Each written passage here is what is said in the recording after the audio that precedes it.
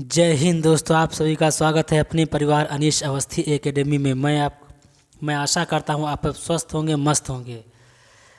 अभी कुछ तबीयत ख़राब हो गई थी तो 3-4 दिन से कोई लेक्चर नहीं आया है। आज एलगी का छठा लेक्चर आएगा और मैं माफ़ी चाहता हूँ, 3-4 दिन से कोई लेक्चर नहीं आया और आगे से आपको लगातार लेक्चर मिलते रहेंगे। अब आज जो छठा लेक्चर होगा उसके बाद एक लेक्चर और होगा, एलगी पूरा फिनिश हो जाएगा।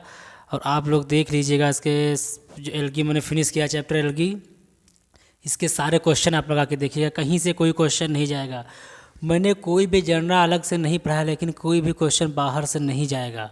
जनरल मैंने नहीं पढ़ाया कोई भी, बट कोई भी क्वेश्चन बाहर से फिर भी नहीं जाएगा। मैंने इस तरीके से नोट्स को डिज़ाइन ही किया था और मैं आशा करता हूँ आप सब स्वस्थ होंगे और आगे क्लास आप कंटिन्यू देख रहे होंगे और जो जो क्लास आपको मिलेगी अब वो कंटिन्यू मिलेगी क्लास। अब मैं पिछले लेक्चर की अगर बात करूं तो यहाँ तक मैंने बात कर ली थी, जहाँ तक शेप जो होता है इसका, in green algae the chloroplast are following types. इसमें मैंने जहाँ तक बात कर ली थी शेप साइज़ की बात कर ली थी, किसमें परसेल एग्जाम्पल की बात कर ली थी और परसेल कितना होता है, नंबर परसेल कितना होता है, एग्जाम्पल इसमें कौन सा होता है, ये जहाँ तक हमने बात कर ली थी। मैं आशा करता हूँ यहाँ तक आप सभी को समझ में आ गया होगा। यहाँ तक हमने बात कर ली थी। अब मैं नेक्स्ट क्लास की बात करूँगा, क्लास जैंथोफाइसी। ऐसी को येलो ग्रीन एल्गी भी बोलते हैं। क्या बोलते हैं? Yellow green algae.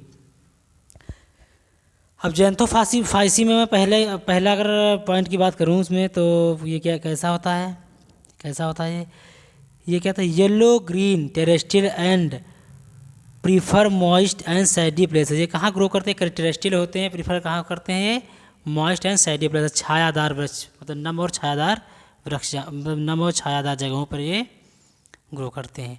यहाँ तक आप सभी को बात समझ में आ गई कैसे होते हैं? Yellow green terrestrial and prefer moist and सैडी places. ठीक है, कहाँ पे ग्रो करते हैं ये आपको पता होना चाहिए, कहाँ ग्रो करते हैं एल्गी।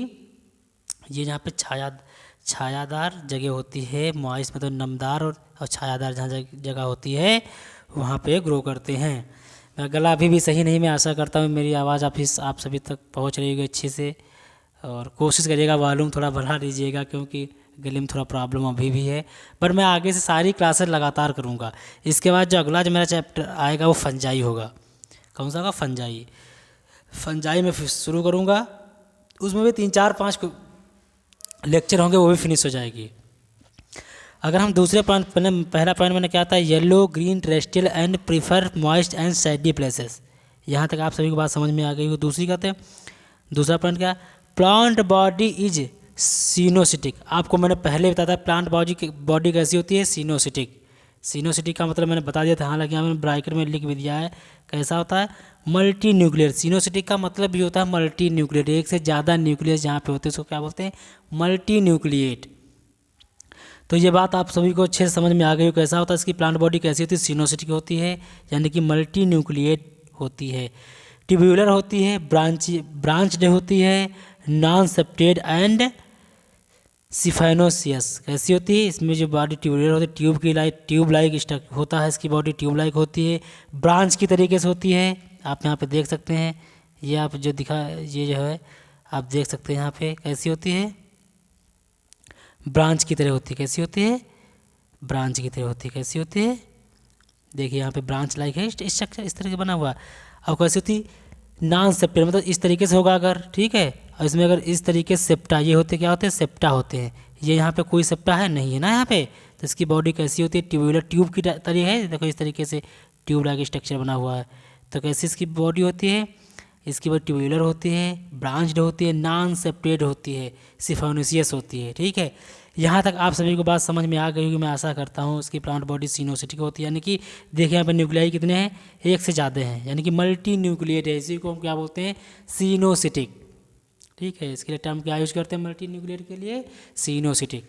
आप सभी को यहाँ तक बात समझ में आ गई होगी। सेप्टा मतलब ये सेप्टा यहाँ पे नहीं पाया जाता इस तरीके से, ये पूरी इस तरीके से बॉडी होती है, सेप्टा नहीं होते हैं। ठीक है, यहाँ तक आप सभी को बात समझ में आ गई होगी, मैं आशा करता हूँ। नेक्स्ट पॉइंट की हम बात करें, सेल वॉल जो होती है made up of cellulose plus pectin, जैसे कि प्लस लिटिल सिलिका।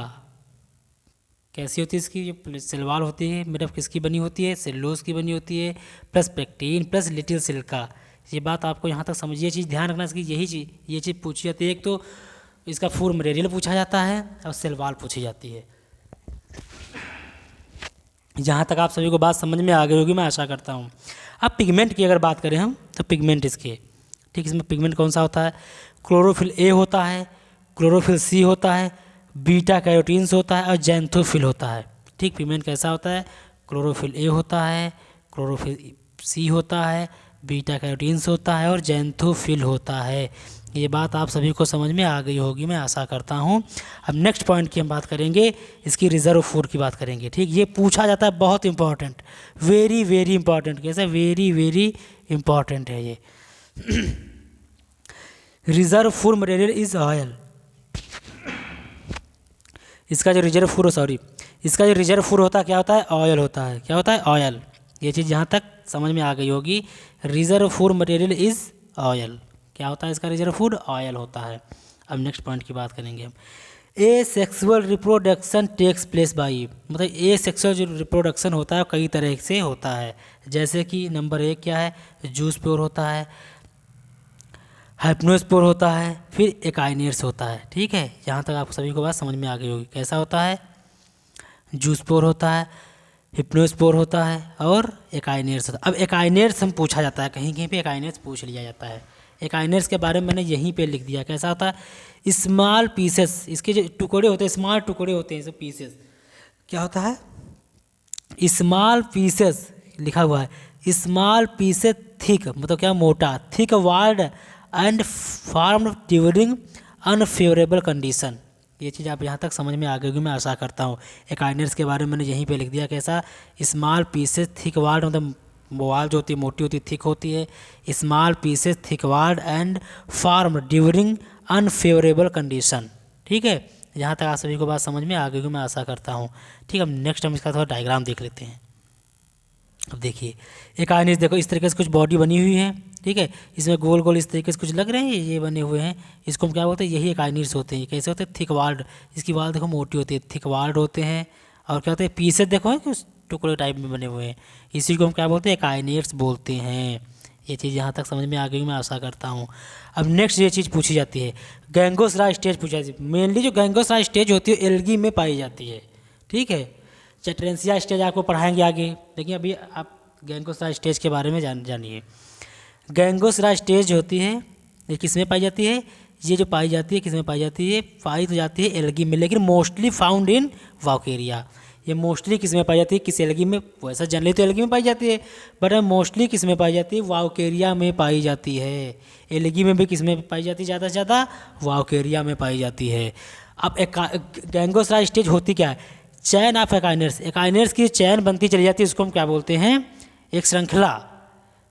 एकाइनेट्स की श्रृंखला को हम क्या बोलते हैं? गैंगोसरा स्टेज बोलते हैं। यहाँ तक आप सभी को बात समझ में आ गई होगी। ठीक है, नेक्स्ट पॉइंट की बात करूँ, it is known as gangosara stage because it is similar in appearance to a genus gangosara. ये किससे इसको गैंगोसरा स्टेज ही क्यों बोलते हैं? क्योंकि ये गैंगोसरा के जो गैंगोसरा जीनस होता है उसके सिमिलर होता है, इसीलिए इसको हम क्या बोलते हैं? गैंगोसरा स्टेज बोलते हैं। उसके तरह लगता है कुछ, इसी वजह से इसको हम क्या बोलते हैं? गैंगोसरा स्टेज बोलते हैं। ये चीज़ यहाँ तक आपको समझ में आ गई होगी, ये ऐसे ही ध्यान रखिएगा। ठीक है, अब नेक्स्ट पॉइंट की बात करेंगे, सेक्सुअल रिप्रोडक्शन की। क्या लिखा हुआ है? Sexual reproduction is advance oogamous type का होता है। इसमें सेक्सुअल रिप्रोडक्शन होता है कैसा था? एडवांस ऊगैमस टाइप का होता है।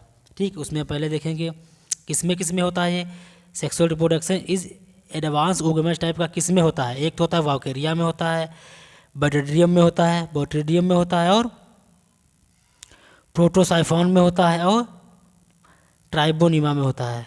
किसमें होता है? वाउकेरिया में होता है, बोट्रिडियम में होता है, प्रोटोसाइफॉन में होता है और ट्राइबोनिमा में होता है। ये चीज़ आपको यहाँ तक ध्यान में रखनी चाहिए।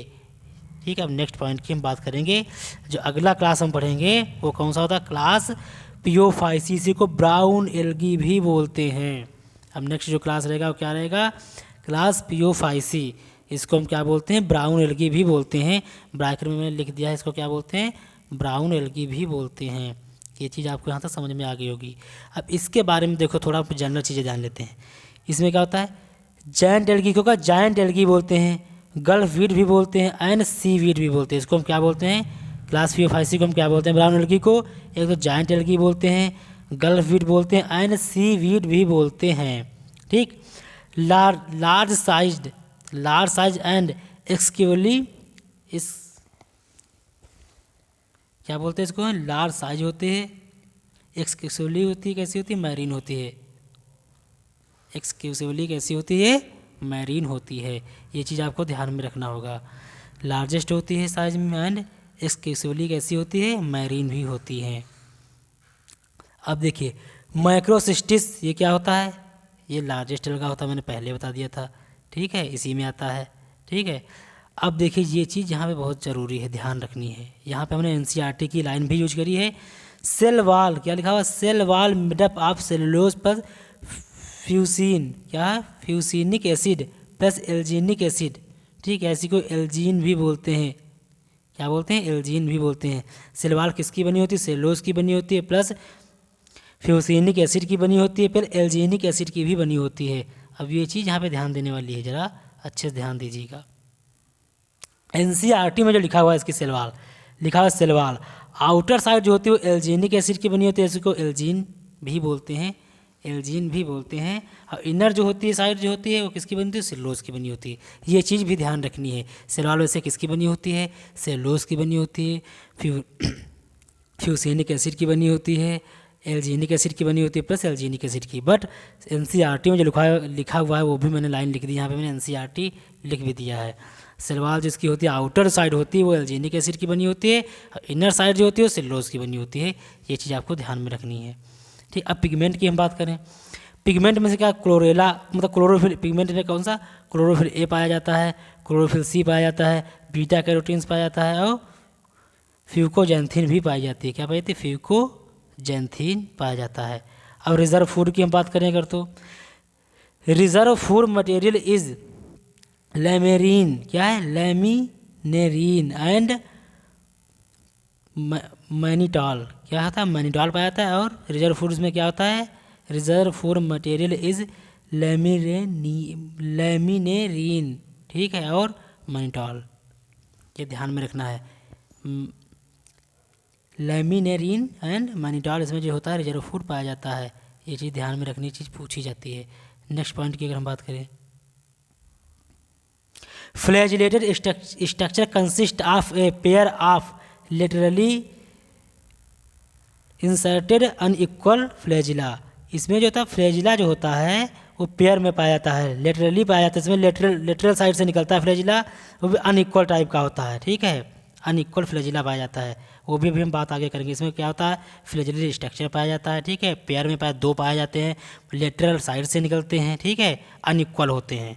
ये चीज़ आपको ध्यान में रखनी होगी। Sex organ found in small sacs known as conceptacles, क्या बोलते हैं, इसमें जो सेक्स ऑर्गन्स होते हैं स्मॉल होते हैं, सैक लाइक होते हैं, उसको हम क्या बोलते हैं, कॉन्सेप्टिकल बोलते हैं। फिर क्या यहाँ पे हम बात करेंगे, नेक्स्ट की क्या बात करेंगे, नेक्स्ट पॉइंट की बात करें, sexual reproduction is advance oogamous type का। इसमें जो सेक्सुअल रिप्रोडक्शन होता है वो एडवांस ऊगैमस टाइप का होता है। सेक्स ऑर्गन क्या होते हैं, स्मॉल सैक लाइक होते हैं, जिसे कॉन्सेप्टिकल्स बोलते हैं। Sexual reproduction is advance oogamous type का होता है। अब यहाँ पे हम बात करेंगे थोड़ा सेक्सुअल रिप्रोडक्शन की। एंथ्रीडियल जो होता है उसको मेल कंसेप्टिकल बोलते हैं। ठीक है, मेल कंसेप्टिकल जो होते हैं एंथ्रीडियल, ठीक है, एंथ्रीडियल भी बोलते हैं। ये क्या करते हैं, या इसी को बोलते हैं मेल कंसेप्टिकल। ये क्या प्रोड्यूस करते हैं, प्रोड्यूसर्स बाई फ्लैजिलेटेड एंथ्रोजॉइड। ये क्या बाई फ्लैजिलेटेड एंथ्रोजॉइड प्रोड्यूस करते हैं। ठीक, यहाँ तक आप सभी को समझ में आ गया होगा। अब जरा इसके बारे में और बात कर लेते हैं, इसके स्ट्रक्चर के बारे में। मैंने क्या बताया था, देखिए ये आपका जो हो गया एंथ्रोजॉइड हो गया, ये आई स्पॉट हो गया, देखो यहाँ से फ्लैजिला निकला हुआ है, आई स्पॉट हो गया, यहाँ से फ्लैजिला निकला हुआ है लेटरल साइड से निकला, ये देखो इंटीरियर साइड हो गया, ये लेटरल साइड हो गया। ठीक है, इसमें देखिए एक जो निकला हुआ है फ्लैजिला अनइक्वल टाइप का है। ठीक है, एक जो होता है इसमें जो होता है ये रफ टाइप का होता है, दो फ्लैजिला हैं, एक रफ टाइप का होता है, एक स्मूथ होता है। या इसी को रफ जो होता है इसमें ऊपर उभरे हुए कुछ पाए जाते हैं ना, इस तरीके से उभार टाइप पाए जाते हैं। इसको हम टिंसल ORR पेंटोनिमैटिक बोलते हैं। क्या बोलते हैं? पेंटोनिमैटिक बोलते हैं। और दूसरा जो होता है स्मूथ जो होता है इसको हम क्या बोलते हैं? विप्लेस बोलते हैं। क्या बोलते हैं? विप्लेस टाइप का बोलते हैं या एक्रोनोमैटिक बोलते हैं। ये चीज़ पूछी जाती है, ये चीज़ ध्यान रखनी है। जो स्मूथ होता है जिसमें दो तरह के फ्लैजिला पाए जाते हैं, ठीक है, एक टिंसल होता है, इसी को बोलते हैं पेंटोनिमैटिक बोलते हैं। एक जो दूसरा वाला होता है उसे विप्लेस बोलते हैं, एक्रोनोमैटिक बोलते हैं। और एक्रोनोमैटिक को हम स्मूथ फ्लैजिला भी बोलते हैं और पेंटोनिमैटिक को हम रफ फ्लैजिला बोलते हैं। देखिए इसमें कुछ इस तरह के उभार बने हुए रफ फ्लैजिला है, वो स्मूथ फ्लैजिला है। ठीक है, यहाँ तक आप सभी को बात समझ में आ गई हो, मैं आशा करता हूँ। अब देखिए यहाँ पे ऊगोनिया जो फीमेल होता है, एंथ्रीडियल जो होता है वो क्या करता है? मेल होता है, जिसको हम मेल कंसेप्टिकल बोलते हैं। ऊगोनियल जो होता है इसको हम क्या बोलते हैं? फीमेल कंसेप्टिकल। ये क्या प्रोड्यूस करते हैं? ये प्रोड्यूस करते हैं producer non motile and spherical ovum. भाई ये फीमेल होते हैं सेक्स ऑर्गन, ये क्या प्रोड्यूस करते हैं? ये क्या स्फेरिकल ओवम प्रोड्यूस करते हैं। ठीक है, यहाँ तक आप सभी को बात समझ में आ गई होगी।